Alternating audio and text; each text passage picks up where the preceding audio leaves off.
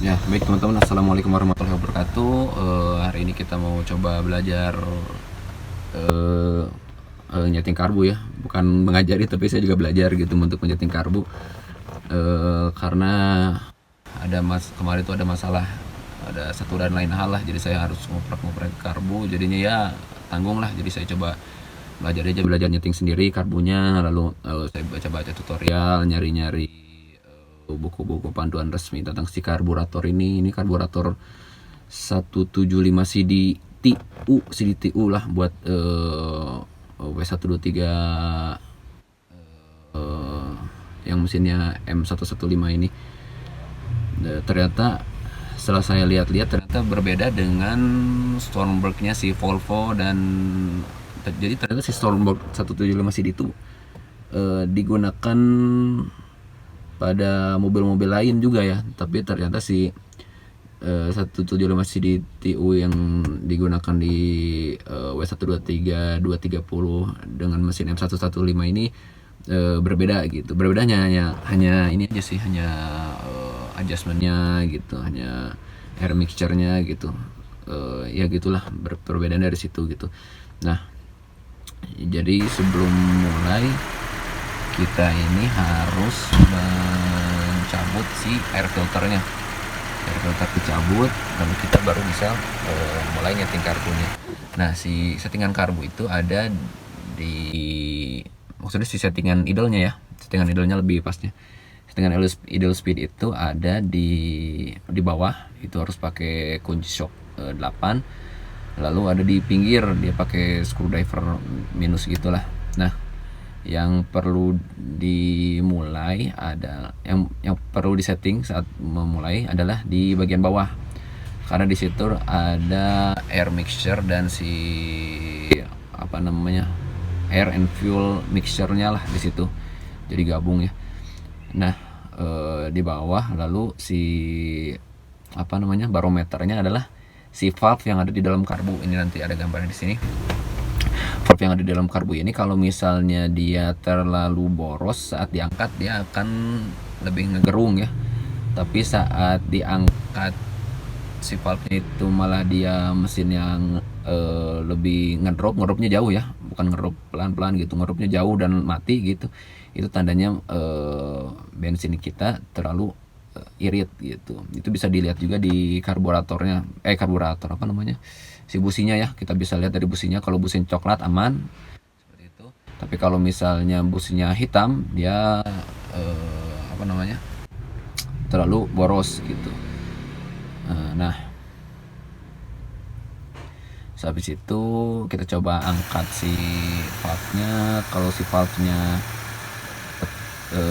turun tapi dia lama-lama adjust sendiri, tiba-tiba adjust seperti RPM normal, itu udah baik ya, itu udah bagus gitu.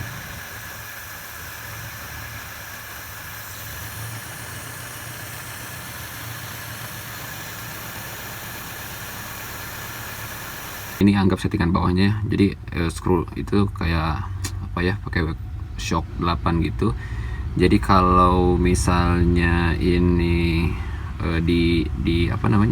dikencangkan gitu ya, ini akan memperirit bensin gitu. Tapi kalau misalnya ketutup, bensin nggak akan masuk, dia pasti mesin akan mati gitu. Ini juga jadi indikator bahwa kalau mati bagus gitu. Ini indikatornya berarti si vakum nggak ada yang bocor gitu. Tapi kalau ini masih nyala, berarti vakum ada yang bocor teman-teman ya.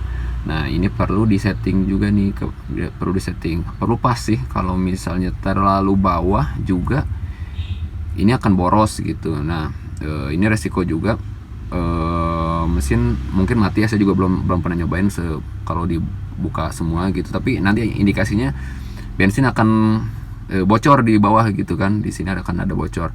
Nah, kalau posisinya di sini teman-teman, kalau karbu teman-teman semua ada di posisi ini akan sedikit membingungkan, karena kalau misalnya ini kan logikanya boros ya, bensin masuknya banyak gitu.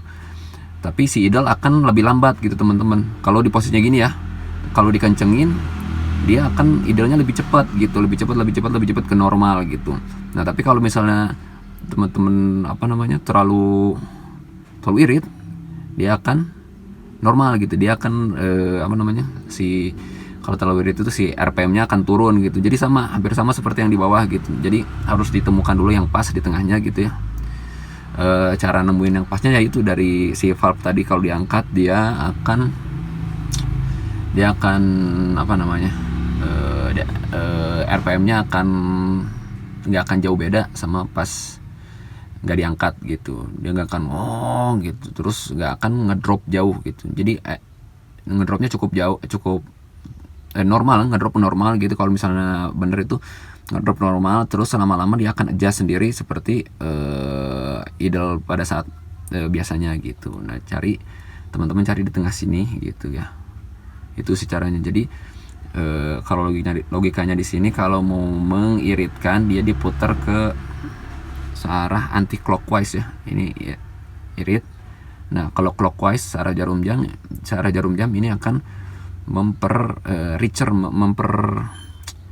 memperkaya bensin gitu. Ini memperkaya karena bensin masuk lewat banyak ya. Ini akan memperirit karena bensin ditahan gitu. Tapi hati-hati kalau terkecoh di sini teman-teman, posisinya ini akan cukup mengecoh ya. Kalau bisa coba di sini nih.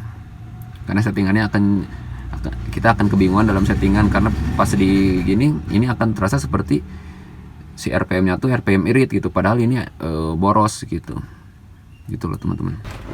Oh ya, satu hal lagi teman-teman, jangan sampai RPM kita itu terlalu rendah gitu. Jadi kalau bisa kita pasang juga, kalau ada avometer kita pasang avometer di akinya, karena RPM terlalu rendah akan berpengaruh juga ke si alternator pengisian gitu. Kalau si pengisian dinamo pengisiannya RPM-nya terlalu kecil, itu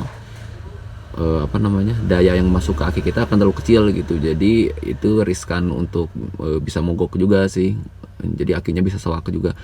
Kalau bisa kita pasang si avometer itu, terus kita lihat si tegangannya berapa gitu. Yang paling aman itu ada di kisaran 13,5 sampai 14 lah katanya sih. Saya juga belum tahu ya, mungkin kalau teman-teman ada yang lebih expert boleh komen di bawah, boleh setahu saya masih baru lah, mungkin bisa sharing gitu, ngajarin saya juga dan ngajarin teman-teman di sini semua.